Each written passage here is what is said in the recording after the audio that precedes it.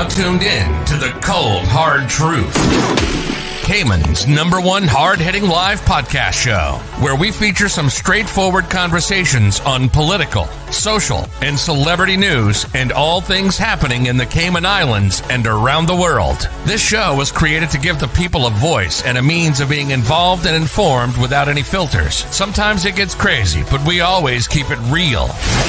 We bring you the tea, piping hot, so grab your favorite beverage and join the conversation via WhatsApp at 324-1612. Email tips@caymanmarlroad.com. Now, here's your host, Sandy Hill, broadcasting live from the beautiful Cayman Islands.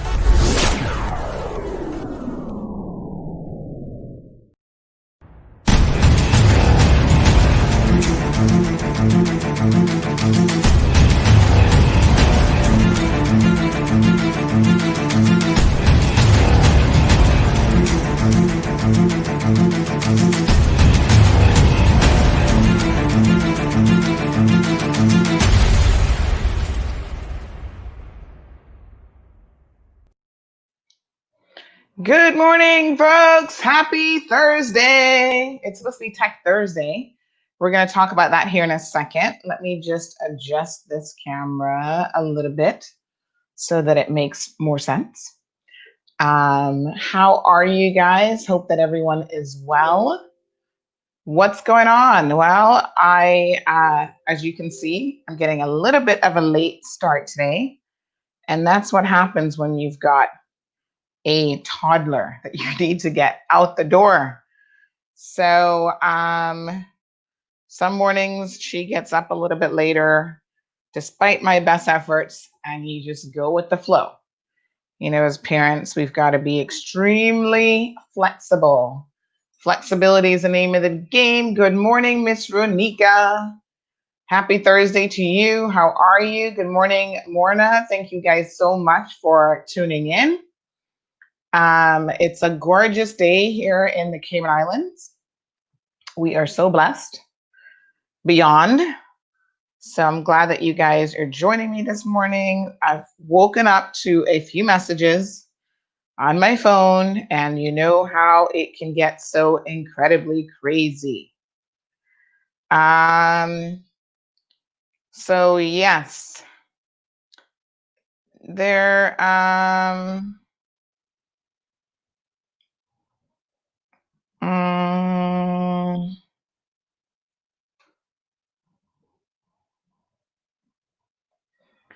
there are some,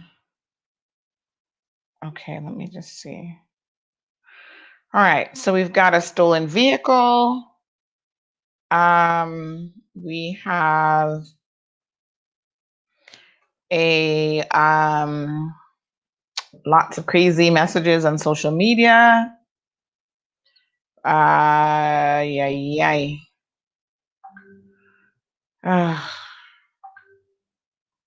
don't even know what to say. Unbelievable. So I tell you what, people have gone stark crazy today. I'm just reading some of these messages, so just give me a second because I do want to share these with you guys. And a word of advice, people. Calm down. That's the advice that I would give everyone right now, is they just need to calm down. There are people out there who are stoking the flames when it comes to this LGBTQ plus discussion. And I do not even know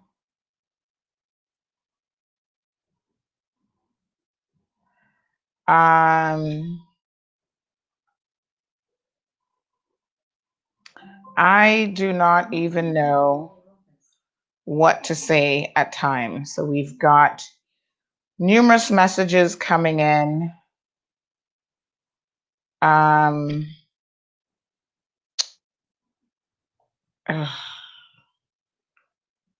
Okay, just give me a minute here, because this is just beyond ridiculous this morning. And I've got court this morning as well, so I will be at court. I'm hoping to have a very interesting update for you guys after court.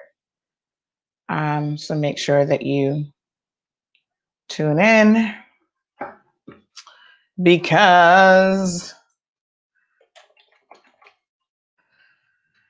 yeah.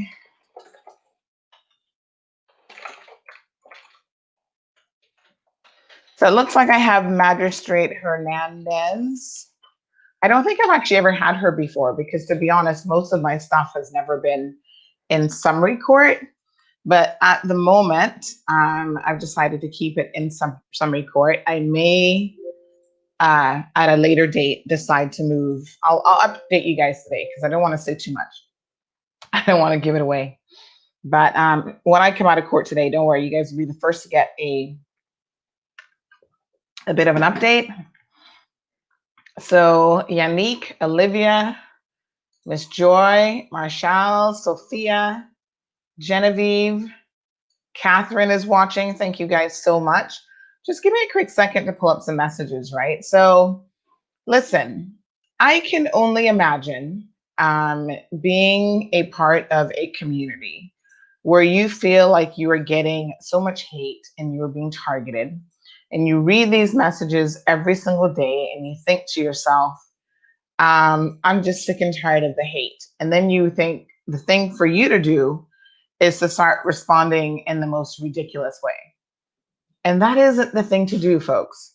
So I'm going to show you some messages that are in circulation that I have been getting all morning already. Between Billy from Colors, which that's a nonprofit organization that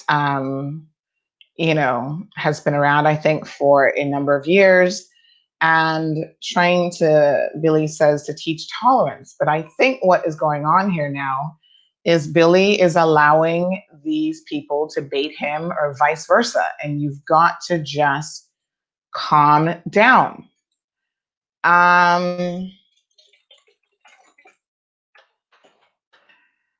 I would say that at the end of the day, people are entitled to their opinions. So not everyone is going to like you, and not everyone is going to like who you are or how you think or even how you speak. And so you can either engage with those people in a way where you seek to try to educate them. Changing their minds is probably not going to happen. But you never know. I mean, we saw someone on here the other day who said that, he has had a change of heart on how he actually sees this topic now. So I suppose that that's a possibility. But I think what is actually happening is when you engage at a certain level, people are then simply going to use that to prove a point, even if it's taken out of context or even if you didn't mean to say it in a certain way. What I would suggest you do is to just calm down and maybe leave the discourse alone. So there's a post that that Denny Warren Jr. has posted, and Denny has tagged a lot of people in this, including myself. And I must say that I do see Denny's posts. I don't always read them, to be quite honest, because a lot of times I am just busy. And so I don't get to see, what Denny is saying. But I know Denny's views on this particular topic, and I know that Denny's views are not going to change ever. And that is just how Denny is. I've actually known Denny for a very, very long time. So my phone is still blowing up. Trust me, it's still blowing up. And then there's another situation with a lady who's looking for a place to live that's quite desperate. So just give me a second. So let's start at the top, shall we? I think the topic started off when Denny posted something. So let me just revert back to what Denny has said. And like I said, Denny does post a lot every single day on this topic. Everybody knows Denny's position. Um, he is very anti-LGBTQ. And I don't personally find it necessary to engage Denny. I do see on the 14th, he posted a video saying the UK wants to teach LGBTQ lifestyle to primary school students in the Cayman Islands starting at year 3. I don't know where he got that from, but I think that this is what kicked it off. Let me just see if we can grab this, screenshot this here. So that post garnered 132 comments. Now this is where I wish people would post stuff about the abuse and neglect of our children, and that many people would be engaged in the conversation. So this is the original post. Just give me 1 second here. And it's with a video. I've not viewed the video, and to be honest, we don't have time to view a 10-minute video here this morning because we're going to have a little bit of a shorter show, and we do have a lot to discuss. So this is the post that Denny did a few days ago, and you see Denny has tagged a bunch of people in it. And I know when he tags a bunch of people in it, he also tags me, and I get notifications of them. But like I said, I honestly have not had a chance to read what Denny has posted. So then we had people like Beto commenting, and I think most people are pretty familiar with Beto's perspective on this. We've got Pam DaCosta commenting. Everybody knows Pam's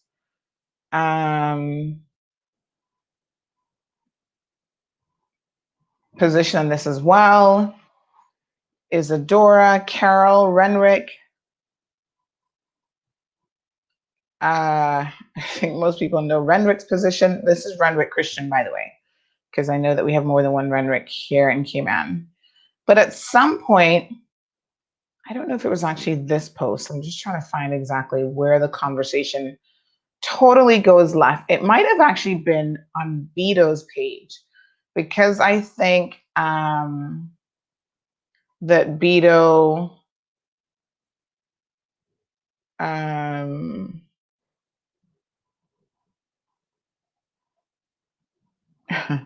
I mean, the conversation, listen,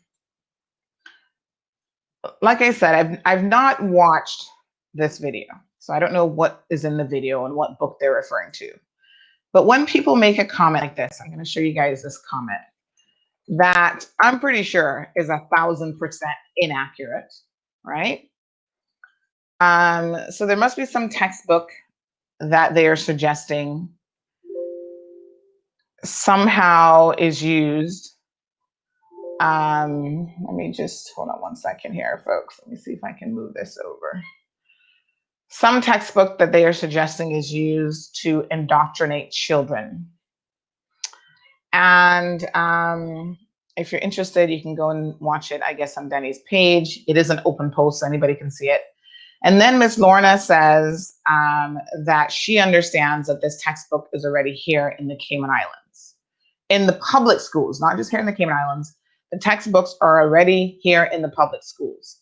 Now, I would be willing to bet every dollar I have in the bank, which isn't really all that much, but still, I would be willing to bet that every dollar I have in the bank that this is 1,000% inaccurate. First of all, the Minister of Education, who's Juliana O'Connor Conley, would have a hysterical fit if there was any book in our schools teaching anything of the sort about LGBTQ or anything else. What is even more amazing is we do not even have textbooks in our school that really teach about sex education at all, which is something based on what's happening in our community at large, should be taught. We believe in maintaining a level of ignorance. So this comment that it's already in our schools is not accurate.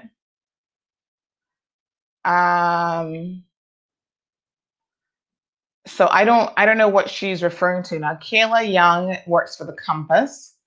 So Kayla is, I'm sure, looking for a story here, because I think she wrote one the other day that was based on some posts and stuff. So she's asking some questions. That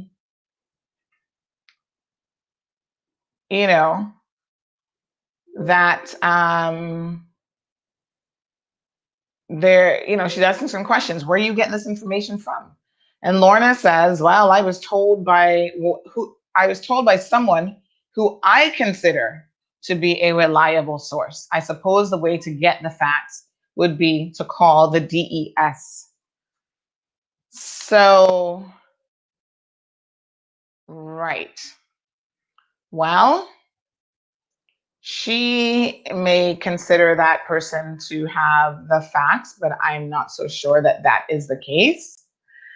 And I think then what transpired is that Beto got in on the conversation. Let me just have a look here. Beto is obviously very anti-LGBTQ. And not only is he anti, but he also sometimes crosses the line. And I mean, I have to say this, I've known Beto probably the better half of like 20 years, because we go back to the days when I actually worked at Naples. And Beto doesn't always know how to say things in the most appropriate manner. Let me just put it that way. So he pops off a lot. And,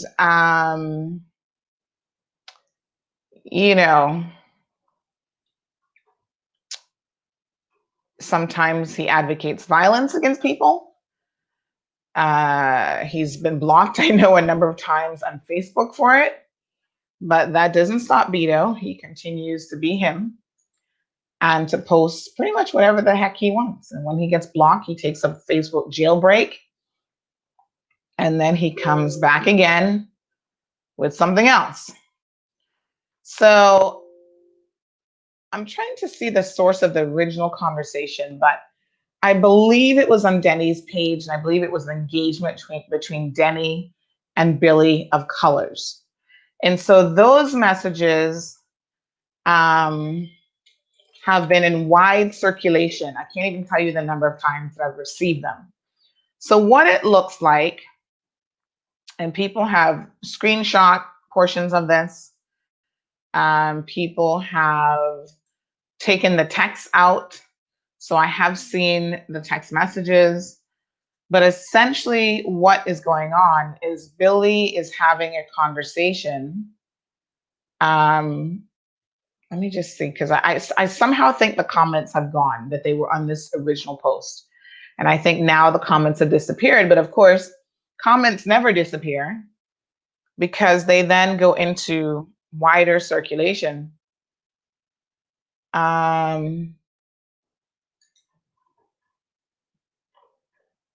There's so many comments on this post, to be honest. I'm sure that it's there. I'm just not even seeing it, right? But I can't find I can't find it in here, but let me just read to you guys and show you what was extracted from the conversation. It may still be there, but essentially this is what went down between a conversation between Denny and Billy. So basically, Billy is responding to a post that was posted yesterday by Denny. And again, this is where I think now Billy probably needs to take a break, right? And you don't have to engage every single person. And I know for a fact how heated social media can get, because I've been there. you know, I've been in the midst of the craziness, and I have engaged people, and I've told people about their behinds and this and that and whatever. And sometimes you also recognize that it just isn't worth it. You're not going to be changing anyone's mind about anything, and the ignorance will continue. And in a situation like this, where you're talking about not just yourself, but an entire community of people, I think what you're doing is you're agitating the situation by engaging certain people at a certain level. So, what we have here yesterday, Denny said the UK wants to teach. We just saw that. So, it's on this post somewhere of those 130 something comments. So, Billy Bryan says, sorry, but I'm coming for your children. Somebody needs to teach them. Now, when Billy said that, I'm pretty sure, well, I can't speak for Billy, but I did not interpret that. Now, and when you see Billy's comments later on, you'll see kind of why I'm taking a certain viewpoint on that. I think what Billy was trying to say, and this is again where if you're going to say something like this, it's very inflammatory. I mean, anybody who reads that as the first comment should know that you probably would not want to end there. You probably want to say, teach them what? Tolerance of others, teach them not to hate. That's a very different situation, right? So Denny then says, Billy Bryan, whose children are you coming for, in quotes, and teach them what exactly? So Denny is, to be fair to Denny, trying to clarify, like, what is it that you're talking about here? So Billy comes back and Billy says, teach them about the dangers of the misinformation surrounding gender and sexuality. Just finished another online workshop for one youth yesterday, and we're now coordinating with the schools to bring them into the classrooms. And Billy says, or Denny then says, whose children are you coming for? I guess that's a repeat question again. And then Billy says, all of those living in Cayman.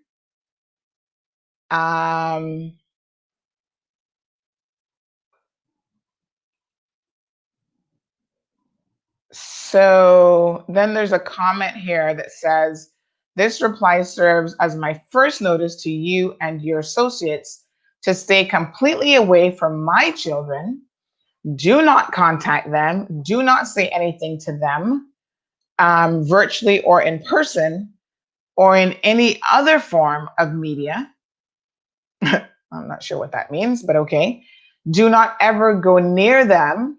Neither you or any of your associates have my permission to do so.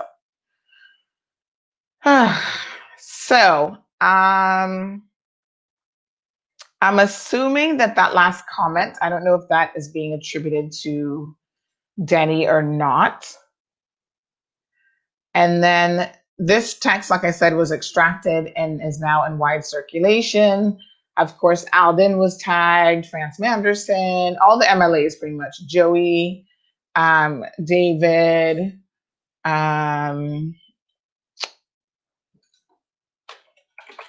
everyone under the sun.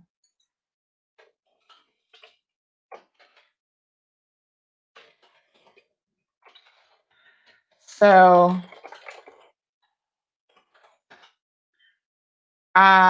yes. So the conversation kind of went a little left there.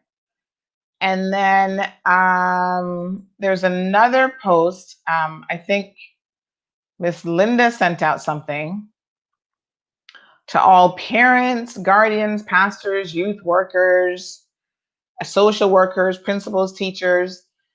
Please take note of the following conversation between Billy Bryan and Denny Warren Jr. on the subject of teaching gender and sexuality to our children. Now, I don't even know what sexuality means, teaching gender and sexuality, but okay. This is where now I think people are going to go a step backwards, even on just teaching sexual education, which your children need, folks. They're out there having the most sex in the world. And I don't know who they're having it with, but it's right under your noses and right in church where you force them to go every week. And I can tell you that that does not stop them from doing what they're going to be doing. And so this conversation then goes on quite a bit. And it does say basically that they're not in support of any sort of teachings in our schools. Now, this is where I have an issue because I know for a fact that this isn't being taught in our schools. And this is where people are just fanning the flames. And there's some of you who are fanning the flames who are part of the community now, of the LGBTQ community, who don't recognize the fact that you're not doing yourselves any favors and you are, in fact, making the situation worse. And I would dare say that maybe that isn't what you want to do. I have no clue who Billy has been teaching. I don't know if these kids are in the Cayman Islands or not, that he made reference to. But what I would say is when a parent says to you, and I mean, parents have a right, as long as their children are in their care and they are underage, to certainly say what can and can't be taught to their children. I mean, most people will agree with that position. So this is the post that I believe is attributed to Miss Linda. And it's quite lengthy. So basically it uses that conversation, that dialogue, to then say, well, this is what's happening. And I don't think that that is what's happening. So that's the first point that I do want to make. I think that what this is Billy saying that he did an online discussion yesterday. I don't really know with whom, if that person was in the Cayman Islands, if they weren't in the Cayman Islands. But I'm pretty sure this is not a part of any curriculum-based system here in the Cayman Islands. But what this then does is this fans the flame for people to jump in this conversation and start talking about the fact that, yes, our government and the UK and all these other people, I mean, they blame the entire world, is trying to push a certain agenda on individuals. So this one is tempered by, as far as I'm concerned, tempered by what some of the other posts have said. And Miss Linda says,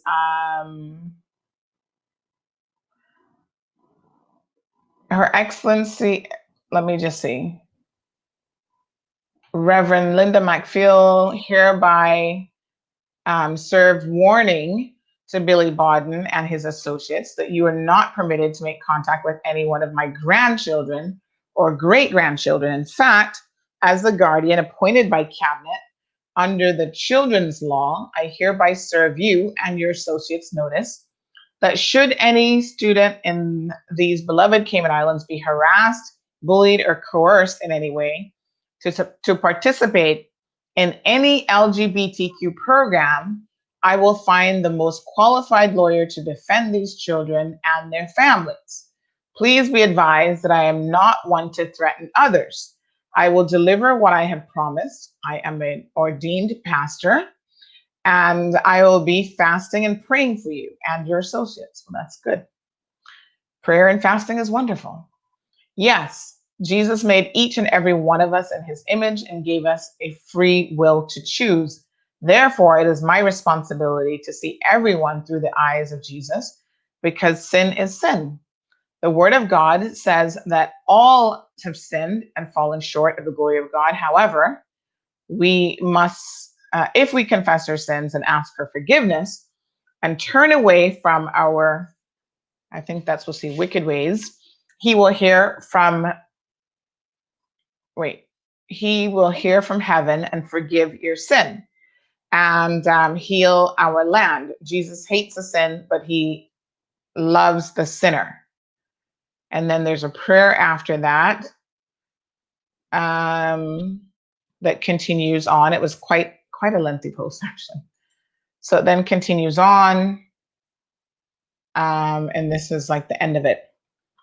So I feel pretty certain that there is no such indoctrination happening in our schools. And every parent has a right to tell you, if you're a person in this community, not to have any contact with their children. But let me tell you what parents need to be more concerned about. Yesterday, I received several messages. So just give me 1 second to bring one of them up. A parent has come forward saying that someone is trying to entice her child into sexual relations for money. And so this now is where you need to be worried, because these people, child predators, run the gamut. And to me, it doesn't make any difference who they are, man, woman, male, female, it doesn't really matter. So this parent sent me this message. Give me one chance here to pull this up. That they wanted to issue a warning to all parents that this was happening. So this message came in yesterday afternoon. And this is what I think all of us could be spending our time focusing on. Predators who are out there attempting to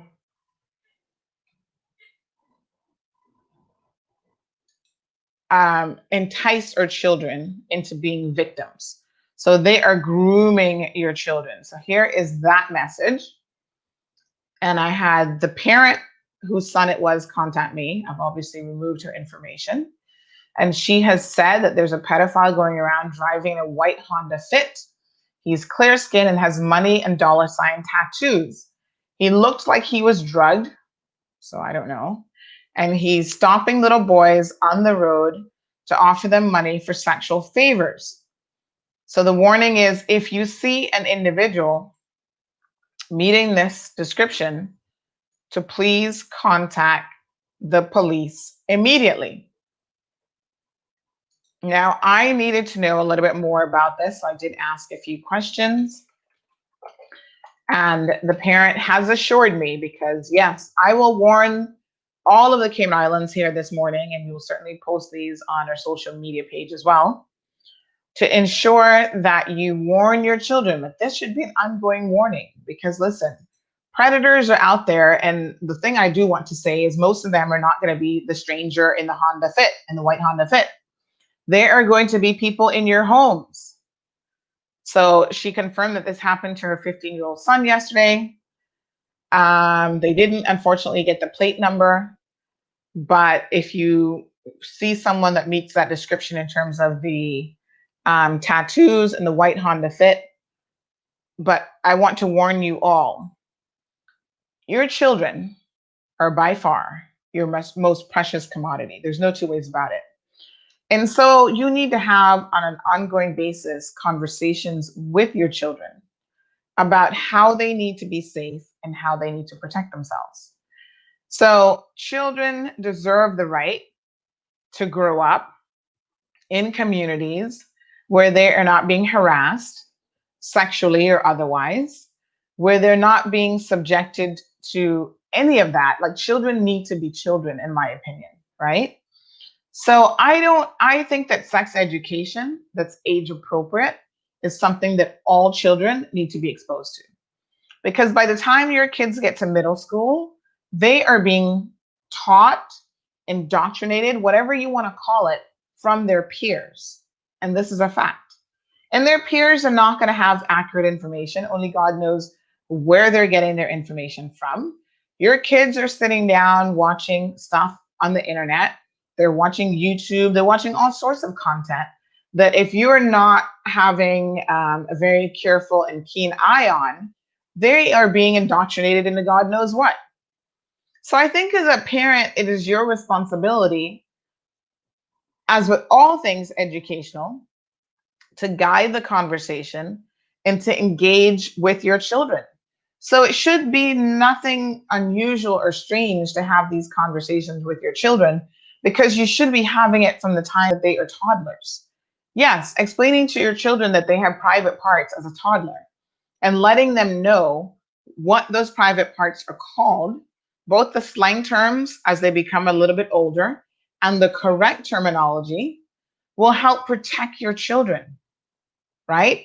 Explaining things to them, for example, that no one should be touching them in their privates or on their privates. Okay? You know, children are naturally curious, even toddlers. You hear them talking about their private parts and they are fascinated by it. They're trying to figure out, well, what is this? You know, my daughter uses the word bubbies because, you know, when she first was like, what is this on your chest? I'm like, oh, those are mummy's bubbies. And as she gets a little bit older, we're going to, you know, breasts. Those are your breasts. And we give her the appropriate and age term. Now she thinks the word bubby sounds funny. So when you say that to her, she thinks that it's funny. I have been teaching her from day one. You know, you don't allow people to touch you there or in other places, and you show her where those places are. You know, as a parent, I don't even want to be touching her in those places, and she's only 4 years old. But I say to her, here, you wash it. I want you to wash it, and no one else should be touching it. And that is a message that you need to put forward to your children early on. And you also need to tell your children that, yes, there are strangers out there. We all have in our head, you know, we've seen enough movies about somebody walking in the street and getting kidnapped, but you are more likely to be sexually assaulted and abused from an uncle or a family friend or someone that your parents trust. And that is why it then becomes so incredibly difficult for your children to tell you when this is happening to them. When it's a stranger, they run home right away. Mommy, this man tried to pick me up. You know, this is what he looks like. He had tattoos. He was driving a white Honda Fit.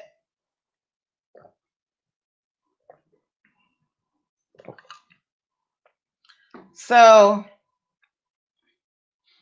you know, call the police. That's the right thing to do so that the police can certainly be looking out for this pervert. But in addition to that, this is a good opportunity to make sure that you are having conversations with your children.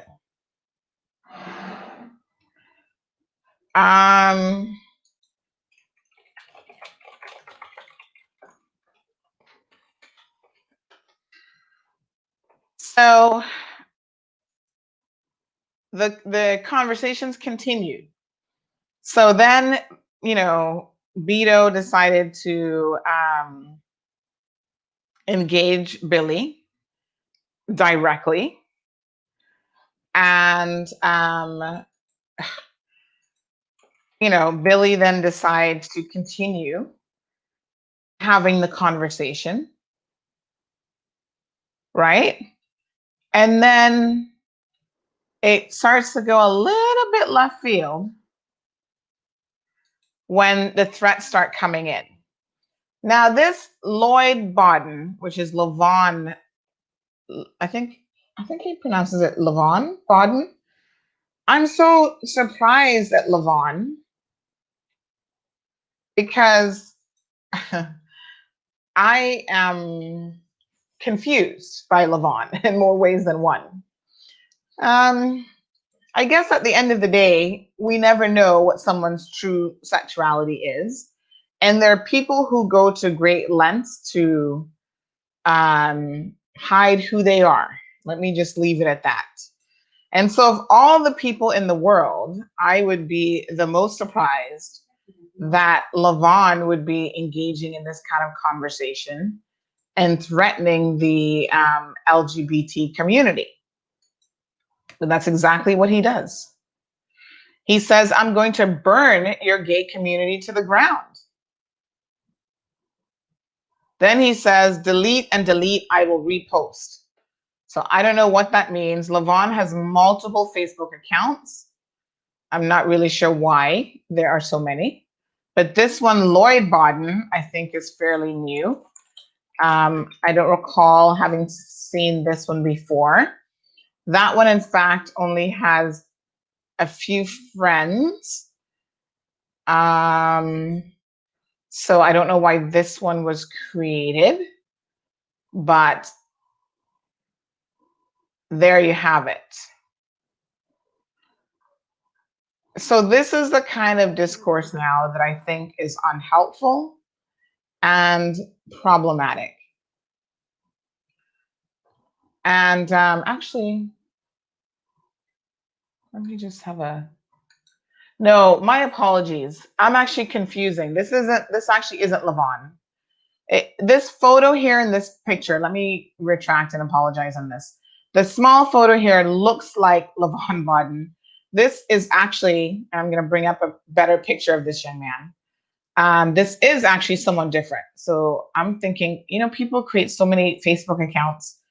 It's hard to keep up. So this actually isn't Levon. This is a person, I guess, with a very similar name by the name of Lloyd Bodden. So I don't know who Lloyd is, but let's just have a look here at Lloyd's picture because I don't want to confuse him. Levon is someone different. And that's why I always thought Levon is someone who would not be expressing these types of opinions as someone who says he's an advocate in the community. So this is Lloyd Bodden, not to be confused with someone else named Levon Bodden. I tell you what, some of these names are so incredibly similar. So I don't know who Lloyd Bodden is. I've not seen him before. I don't know who he is. But those types of comments now, Lloyd Bodden, whoever you are, you're going to start to get yourself in trouble with these types of comments. So this is Lloyd Bodden, right? And again, these are the comments that are being attributed to him about burning down an entire gay community.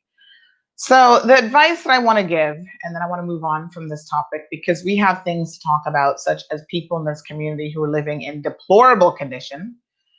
The advice that I would wish to give is that at the end of the day, you really need to engage at a different level, right? So this is not the kind of discourse that I would encourage Billy to be engaging in, anybody to be engaged in. But I think the onus here now is on Billy because these comments are coming at the LGBTQ community. And perhaps it is in your best interest to not fan the flames. You say that you're an advocate, you're about educating people to be more tolerant and to not be hateful. And I believe that the way in which you can successfully do that is to educate people through whatever programs you say that you offer, which are obviously things that people can opt into or not. No one has to force anyone to be part of a program. And yes, people do have children, and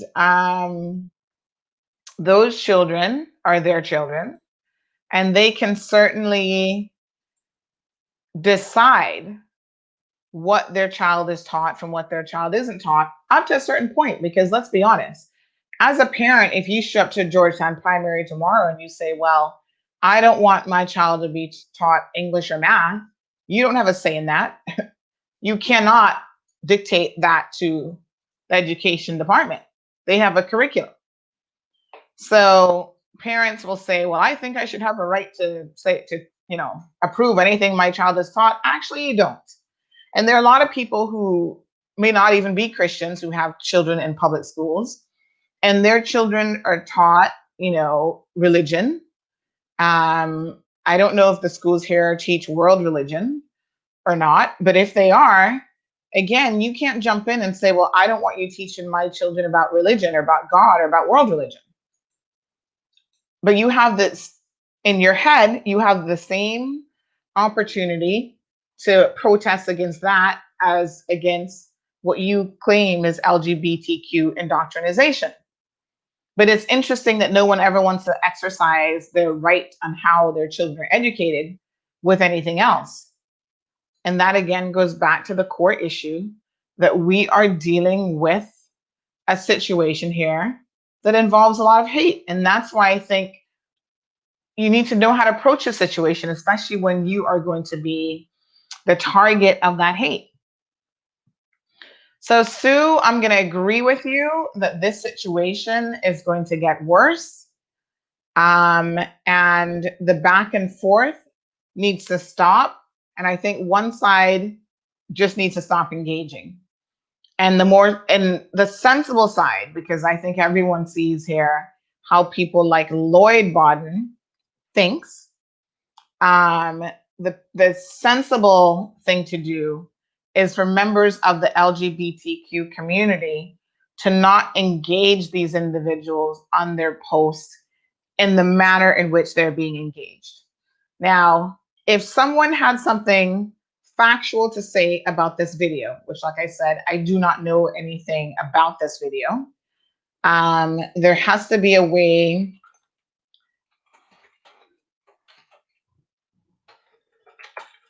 to have this discussion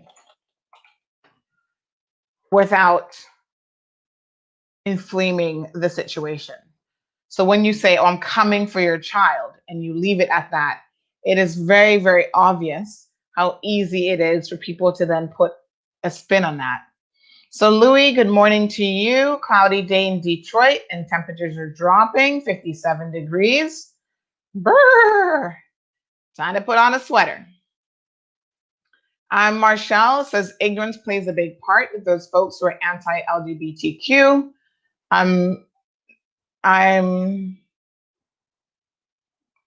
I think there's a word missing here. Something that a lot of them have family members who are in the closet because of the way that they think. No two ways about it. For sure.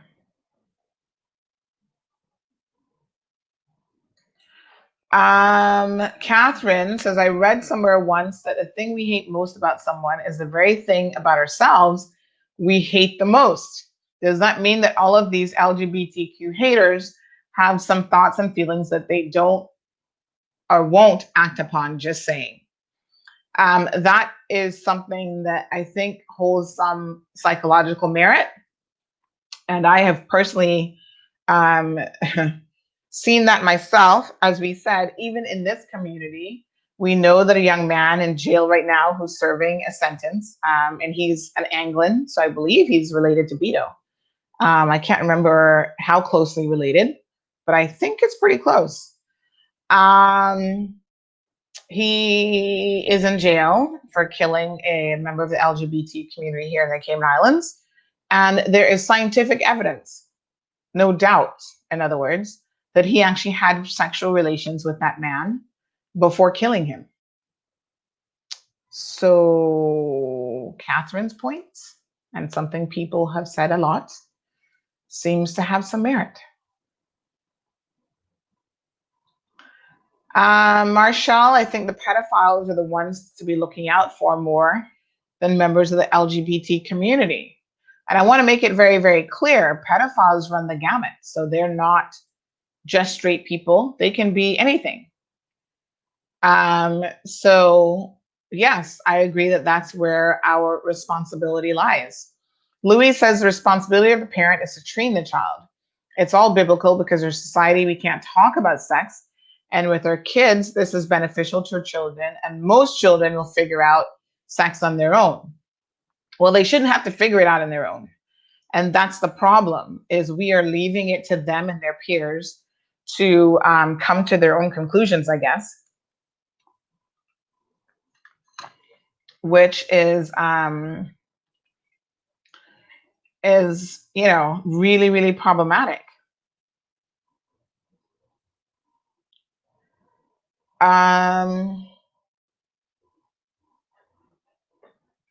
So there is a BBC article on this whole issue of what should be taught in schools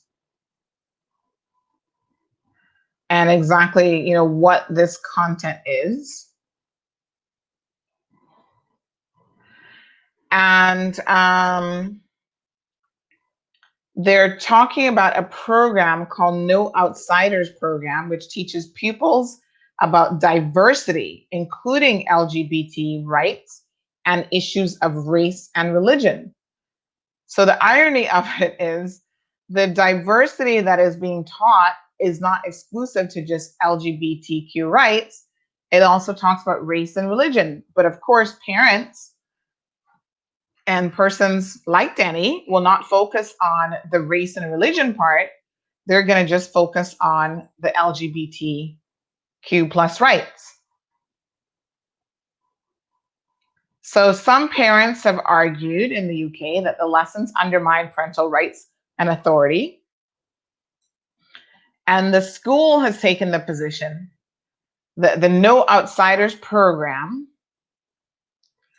is trying to teach what should be age appropriate lessons. And again, I don't know specifically if this is the same book or if it's a different book, but the general discussion has been had on different things.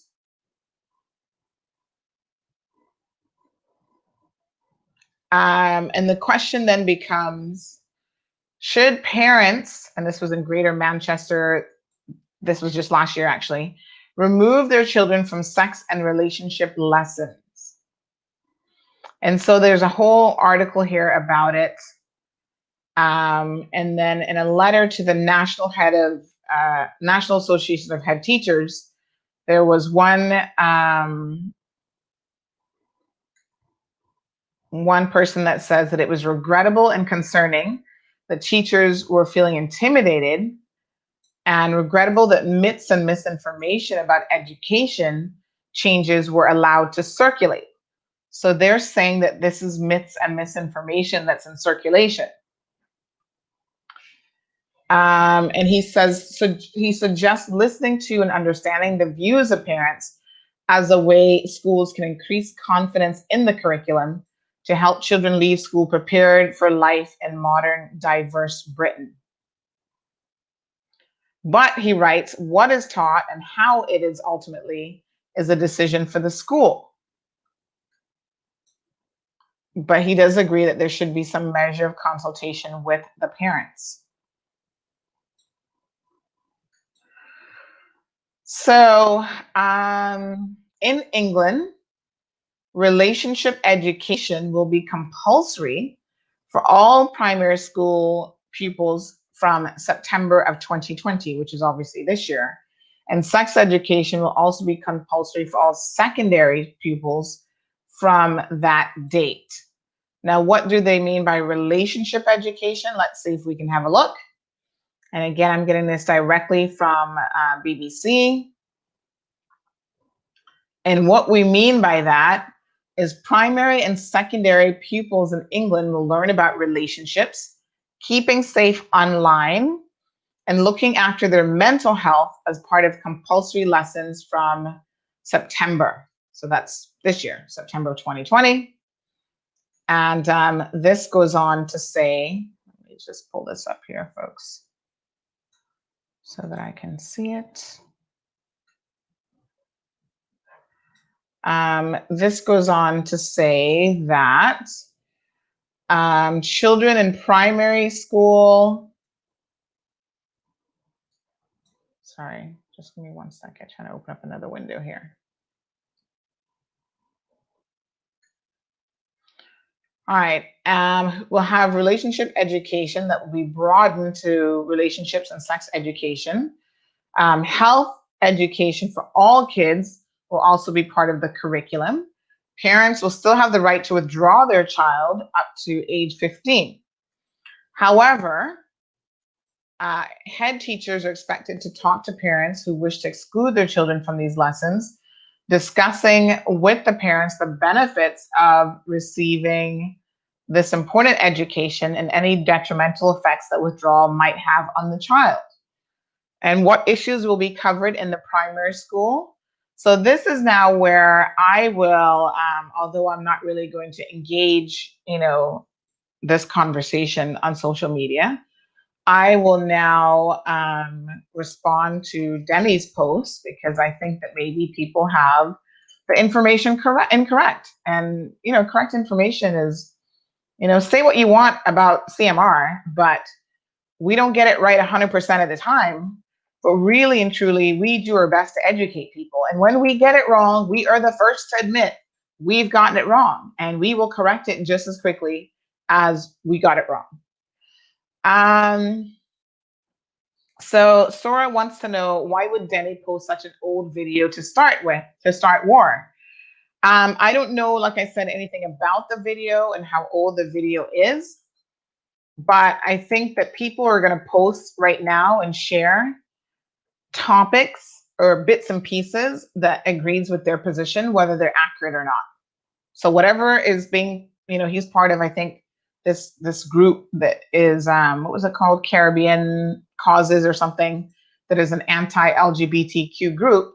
So the point is, if they're posting something on their page, then he's going to grab it and reshare it and post it. And whether it's true or not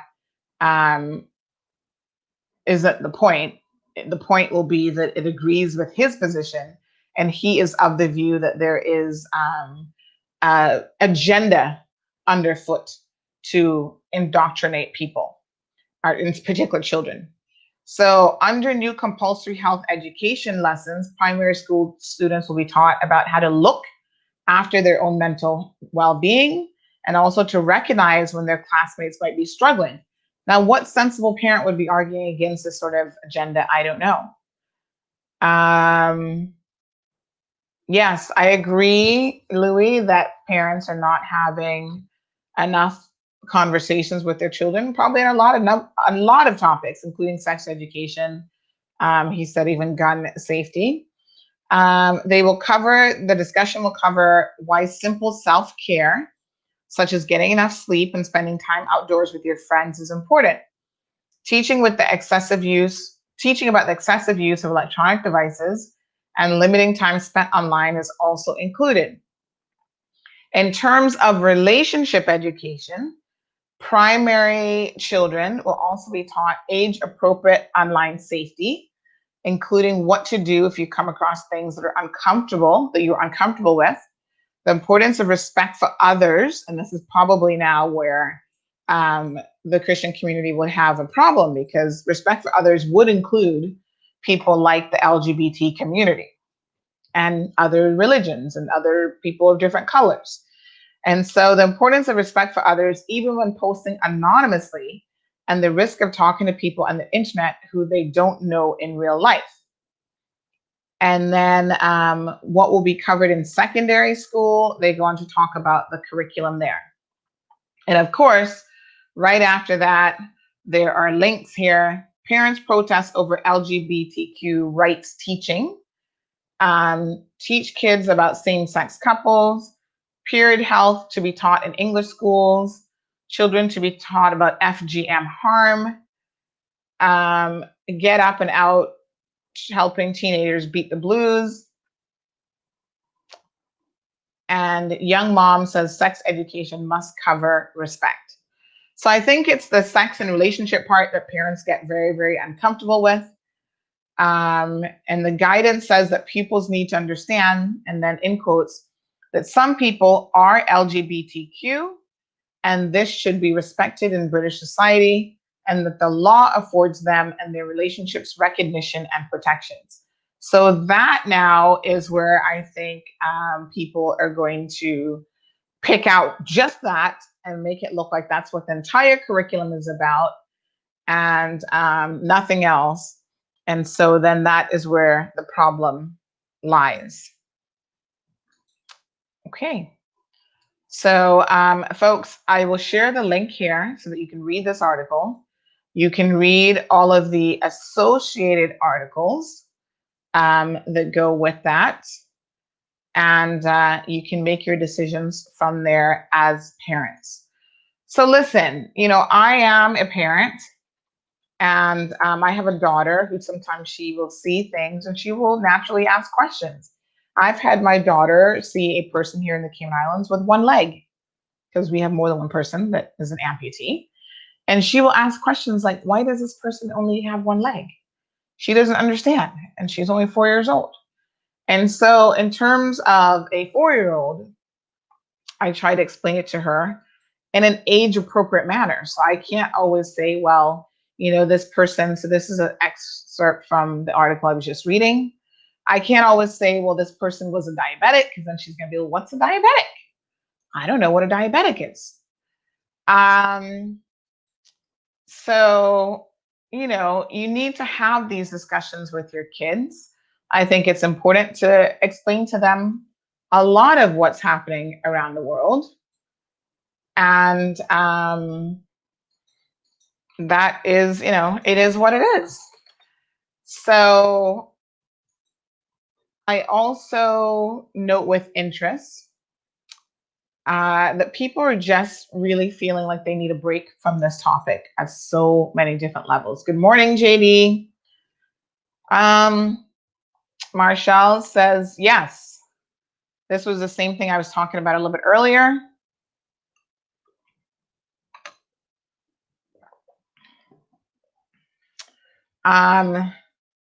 There is, yes, it's not just obvious, it was proven beyond a reasonable doubt because of DNA evidence that there was a encounter there and something to that. So Sora says this video is so old, as why I asked Sandra. I mean, it's tiring to see him post such a thing that happened in America. I will take a step back from this before shots start being fired. So yeah, let's move on, folks. Let's move on from it. I do think that everyone has a responsibility in this discourse to try to figure out what their objective and end game is. And based on that, they should act accordingly. So,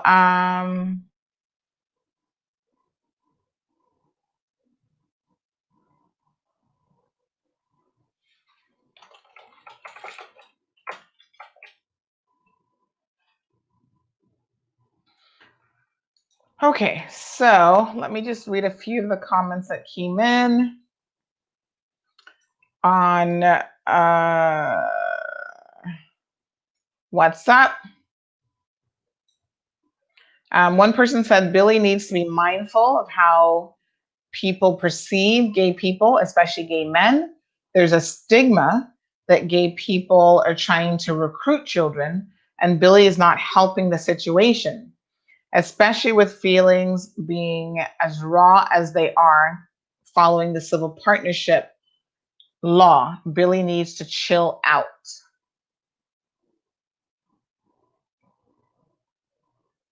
And that's the point that I was trying to make. So thank you.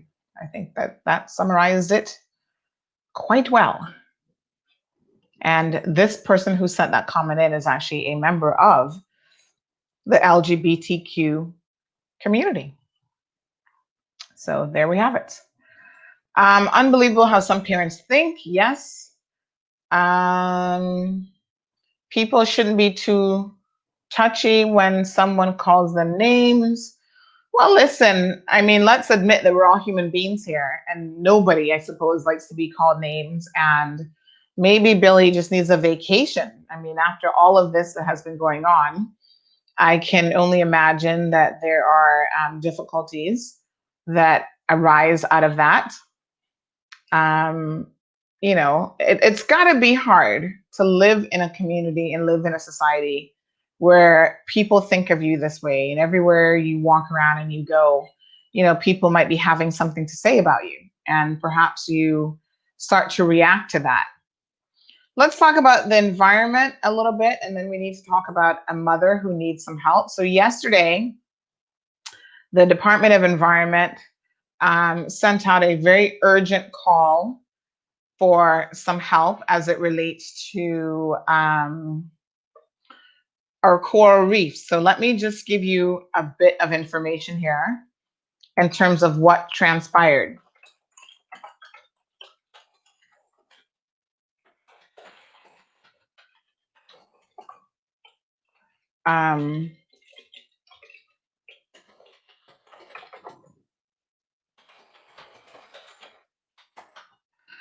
Okay, so what we have here is a, it's quite sad actually.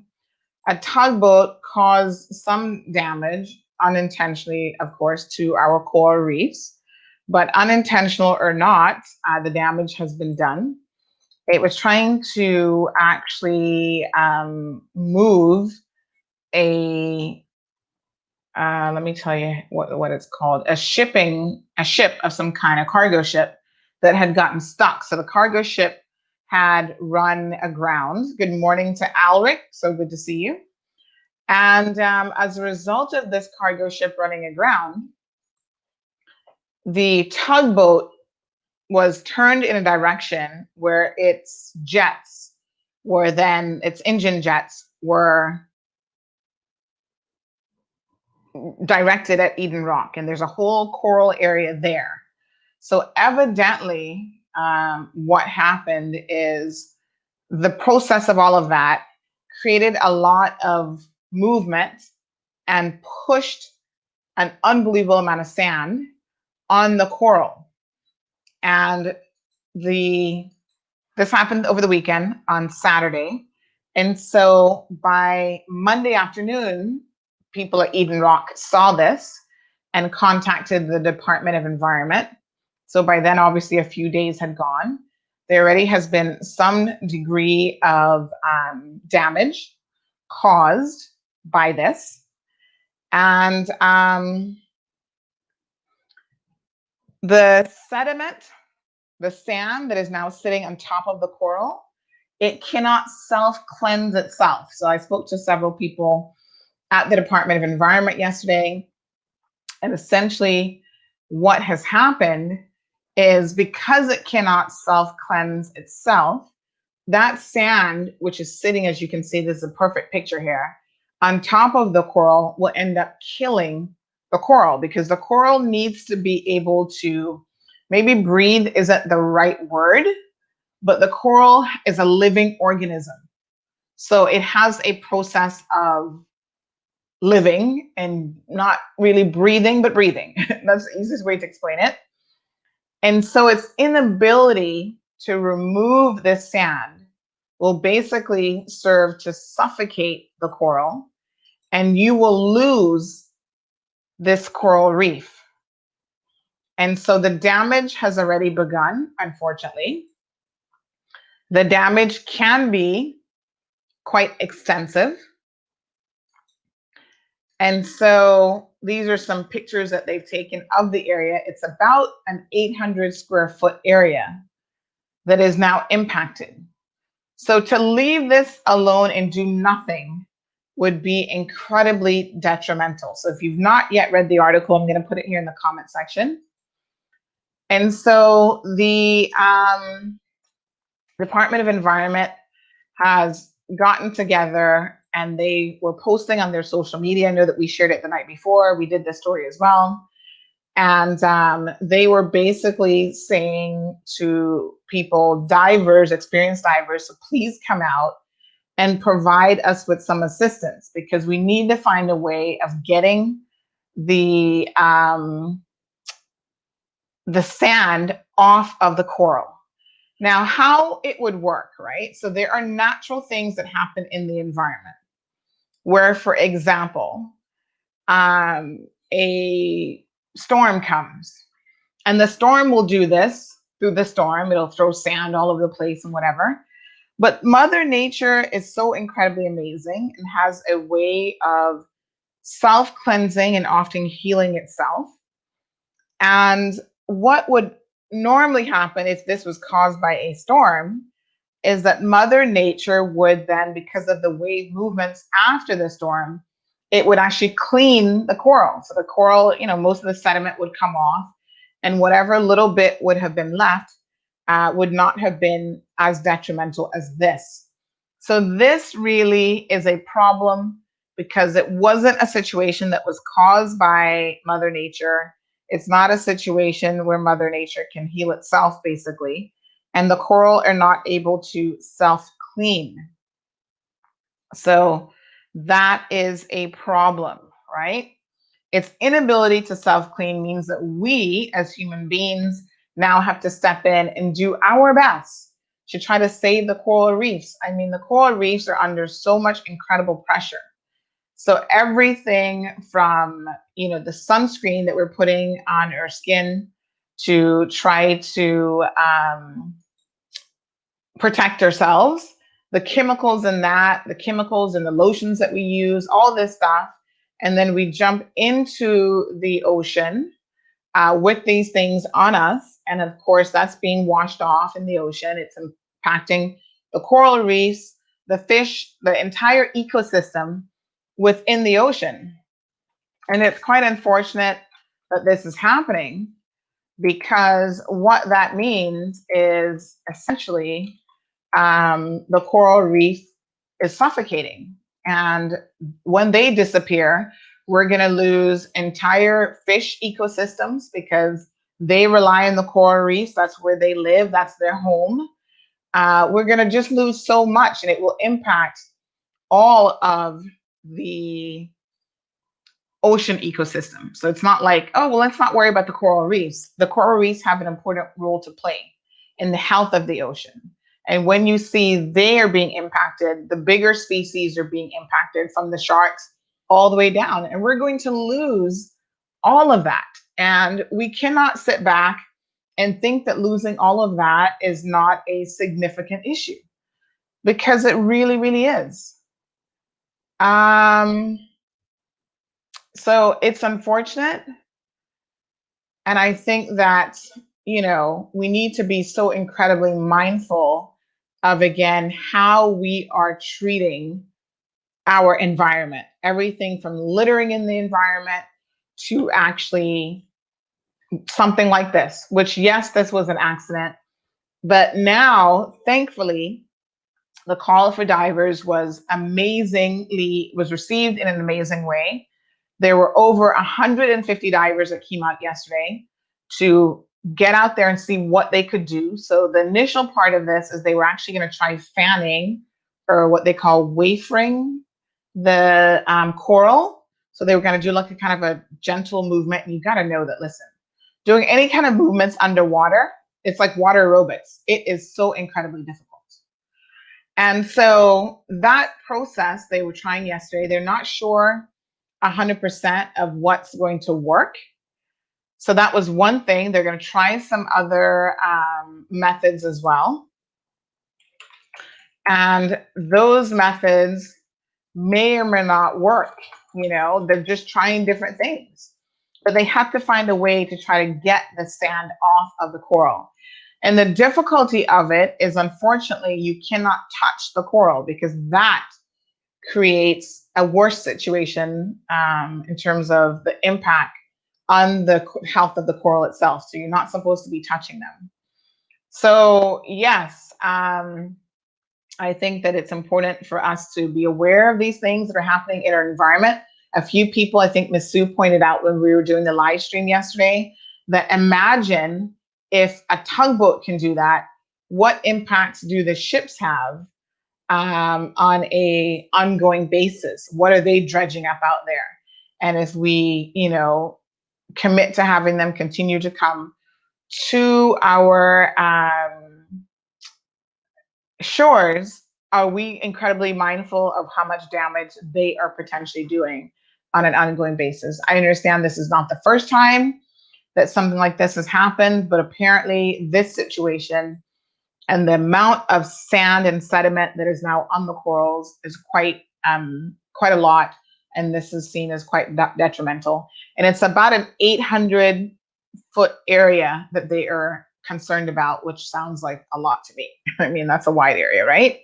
They don't know the full extent of the damages yet, so they will continue to assess that and see how that happens.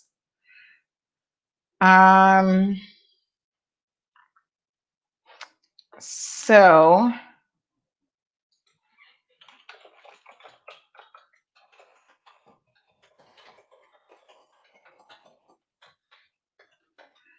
all right, so very good. So they were out there starting at 2 o'clock yesterday. Big shout out to Eden Rock. Big shout out to Don Foster. There were so many people that came out, in like way more than they expected, exceeded their expectations. That a lot of the tanks that they had, because they will provide you with tanks. You just bring the rest of your diving gear, so your mask and whatever else you need. But they basically had to borrow tanks from Don Foster's.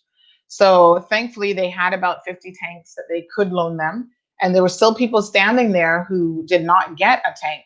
But, you know, people were able to go in the water. And I don't know, or don't have any reports yet on how successful the efforts were yesterday, but they're going to be back out there today.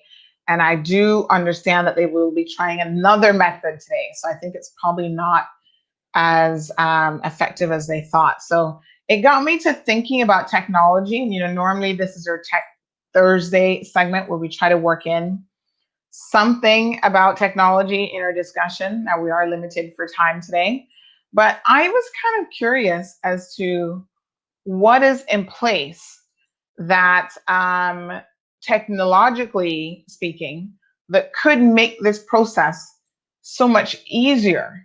So in other words, I don't know, like some kind of leaf blower, but nothing obviously too heavy. But I've got to imagine, like, you're trying to do it with your hands. Like I said, you know what it's like trying to exercise underwater. That's like really, really hard. So I don't know how effective that would be.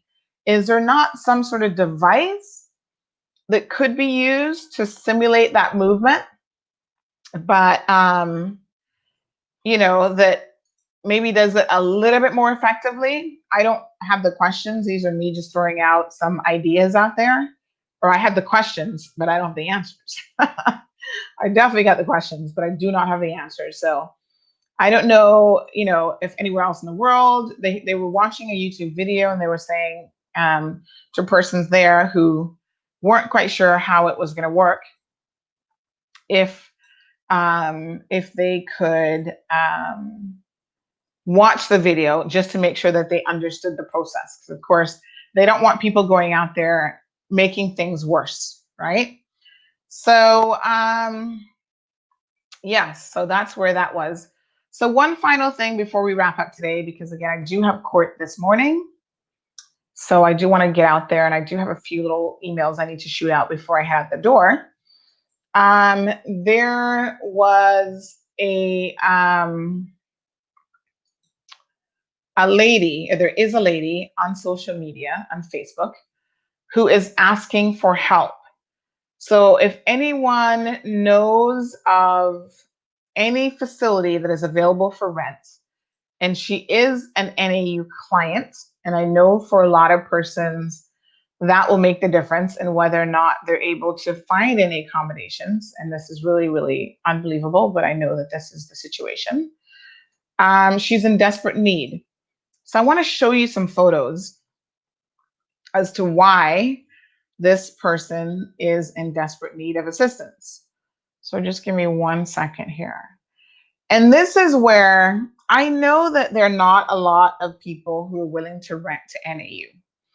But I think that NAU needs to have a different approach to the housing situation when they need individuals.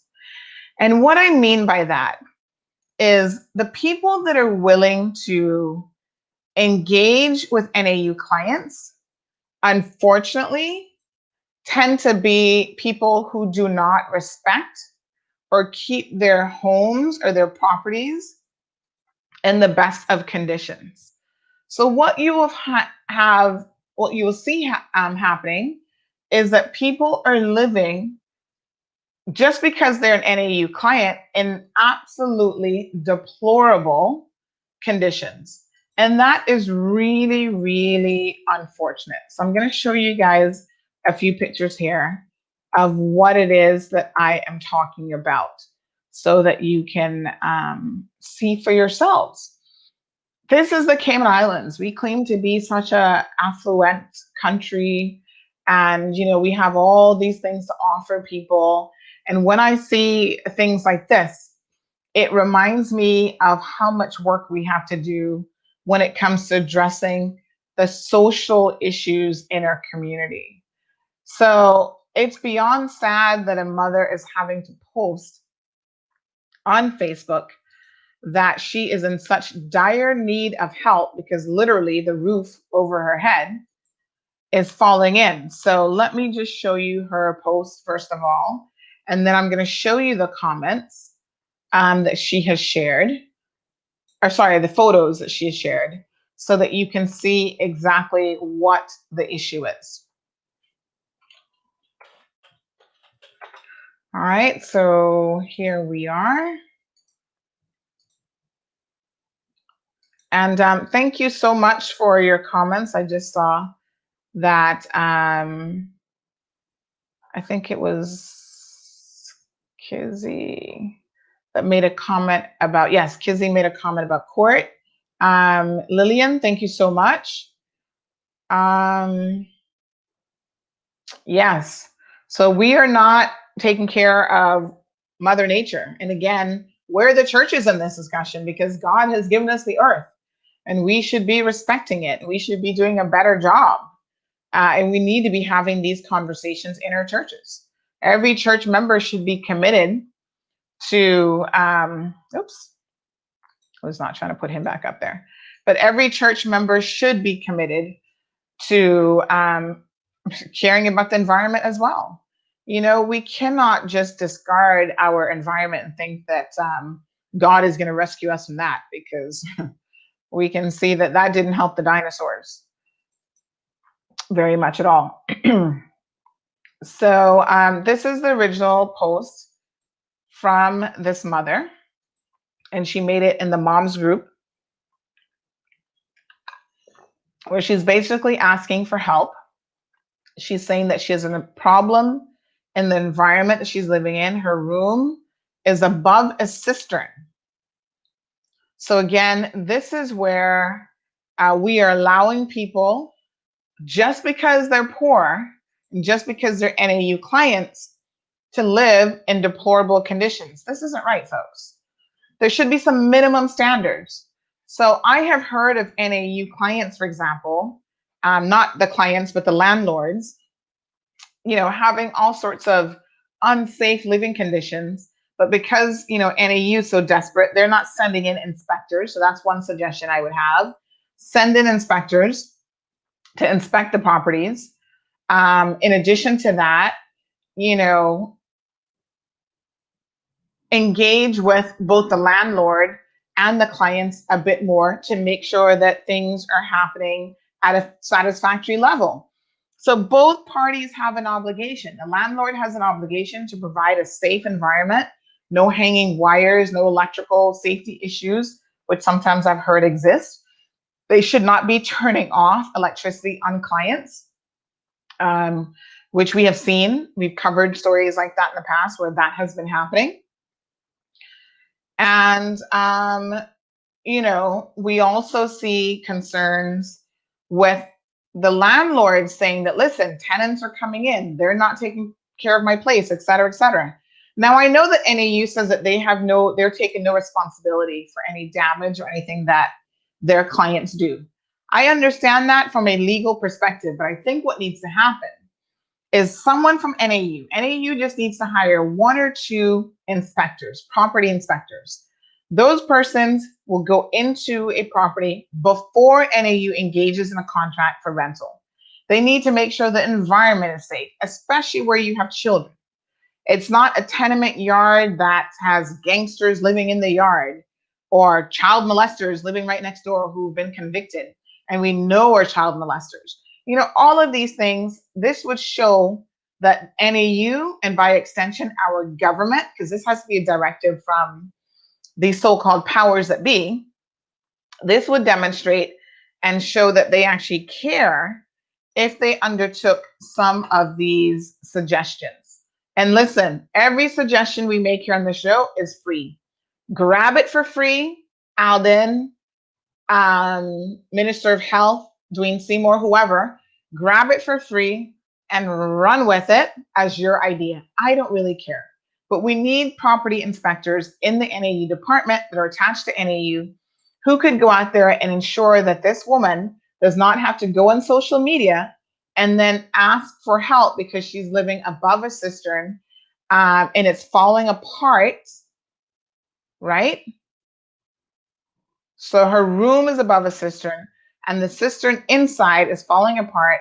And I have about 5% of cement going through my floor. The contractor said that very soon my room would cave in with my kids and I if I don't move out quickly. I seek assistance from NAU and they're willing to assist me with rent, all inclusive, and the room. And the problem, as usual, can hardly find anything that's accepting from NAU. So I'm looking at 2-bedroom. My children attend East End Primary School. So if I have to drive every morning to drop them off to school and pick them up, I will. And the furthest I can go in Prospect, but I can get something closer, I will appreciate it. If anyone knows anywhere that's accepting, please contact me. It's an emergency and I need to move out ASAP. I would rather pay rent out of my own pocket because of the same reason, but I'm currently looking work because of COVID-19. These are pictures of the damage that is happening right now, and I feel when pieces are dropping from underneath. So she says that she's a single mom of 5. Wow. And she goes on to say that my children are, the safety of my children is more important than anything else. And the help will be I'll be very grateful. I'm so scared because it's so serious, it can cave in. And when we're sleeping or unexpectedly. And she's listed her contact number. So what are we talking about here? Here's a photo. These are the conditions, folks. Someone has rented this room to someone.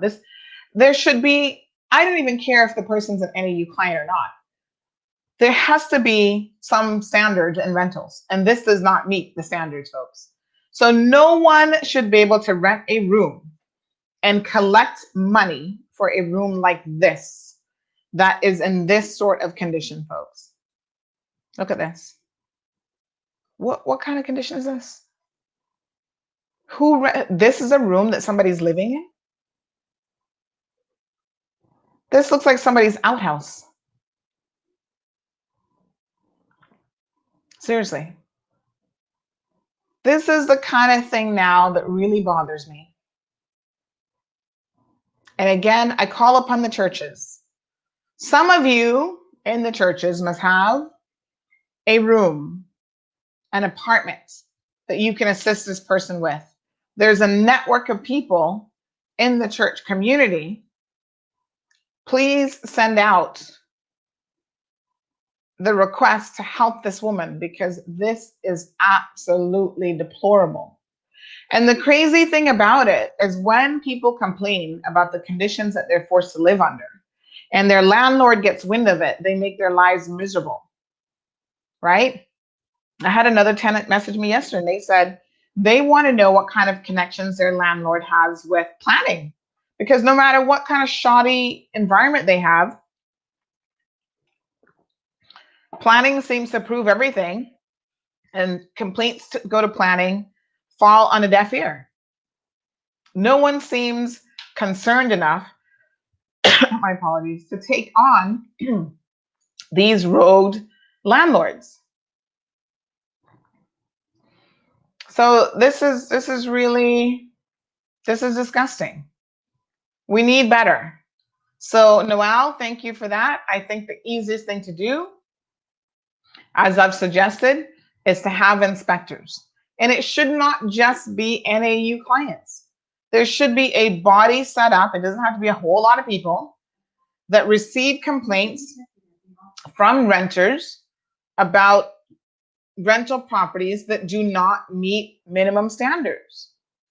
And in my mind, there's absolutely no way that we could say that this is a minimum standard. Come on now, folks. This is supposed to be the Cayman Islands. And yet there are people living like this. And it's not just this woman, I can assure you. Well, Bruce, yes, we can have that discussion. Not today, though, because I've got to go.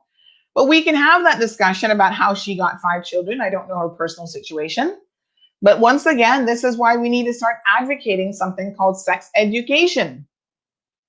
So, Kizzy, I see both sides of this, and it does matter. I mean, now that the kids are here, I mean, she can't do anything about it. However, women in particular, and I've had this conversation a million times, do need to yes, Irvelin, hopefully there's not much traffic this time of morning, but yes, I got to get going here shortly. Women in particular do have to do a better job at ensuring that these no good men, because that's pretty much what they are. I bet you not a single father's in their lives. She said she's a single mom, no help from these fathers, no help from these jokers. They disappear once they breed you up and you've got children for them. This nonsense has got to stop. I agree that in this age, you can barely afford to have 2 children. When you look at the cost of education, trying to give them a decent, normal life. So what does that mean? Bruce, both men and women need to be more responsible for their procreation. Ultimately, we always want to put the blame on the woman because she's the one who's going to get pregnant and carry the child. So I do understand and get that. But what about the fathers? How can you be a responsible man going out there having 5, 6, 10 children by 5, 6, 10 different women, and you take no responsibility for any of them? You have no skills. You cannot work. You won't work even when you have a skill. And you're, hanging out at the corner bar all day playing dominoes and smoking a spliff. These are the programs. These are social programs now that we need to be having for our families and our children. So you know what they need to introduce into schools? Sex education that includes responsible family planning, and why at 17 and 18, you probably don't want to be having a family with the guy next door because he ain't no good and has nothing to offer you. And unfortunately, there are too many parents who are not willing to have these tough conversations with their own children. Because really, this isn't something the educational system should be focused on. But because the homes are not doing it, because those parents who need it the most are not doing it, those households that need it the most are not doing it, it falls on the government to offer these programs to individuals. So Lillian, I totally agree that at this point, we need to focus on getting her the help that she needs. But Bruce's point, and I totally understand, absolutely, Kizzy, something called a vasectomy, something called tubal ligation. Women, tie your tubes. 5 children. Has she tied her tubes yet? Probably not. I mean, we need to have an honest conversation here without people getting, overly upset about it. We just need to be honest. And so, unfortunately, now she's got herself in this predicament. So she needs help. The children need help. And once the children are here, we can't put them back. So, we need to provide help. Anyone who knows of an apartment, please make urgent contact with this mother so that there's her contact number so that she can get out of this very dangerous situation. 547-1868 looks like, so that she can get out of this dangerous situation as quickly as possible. All right, folks, that's it. I got to wrap up today. Like I said, I've got court. So 2 new cases. This is not the Matthew Leslie case. Kind of some of you are confused. We're still waiting to get a written judgment on that. 3 weeks, it's been well over a month, but we're still waiting. And this now is the Mendoza case. So this was where I was protesting in West Bay, and they've now claimed that I was the charge of disorderly conduct. Stay tuned for that one, folks. I will give you guys an update as soon as I come out of court. The second one is another podcast show that we did where a husband was questioning what his wife was doing here in the Cayman Islands. They're claiming the contents of that show amounted to harassment. Stay tuned for that one as well. And so that's why I'm going to court this morning. There's a couple other interesting people who are also going to be there in court with me. So I'll give you guys all of the sus and updates. So thank you so much, beautiful people. Thank you, Miss Lillian. I appreciate it. Thank you, Kizzy. Thanks, Bruce, everyone for tuning in this morning. Please have a beautiful day. Bruce, let's have that conversation maybe tomorrow. We can talk a bit more about sex education and family planning and the importance of it all. Have a blessed day, and I'll see you guys. Today is Thursday, so we do have an evening show here as well.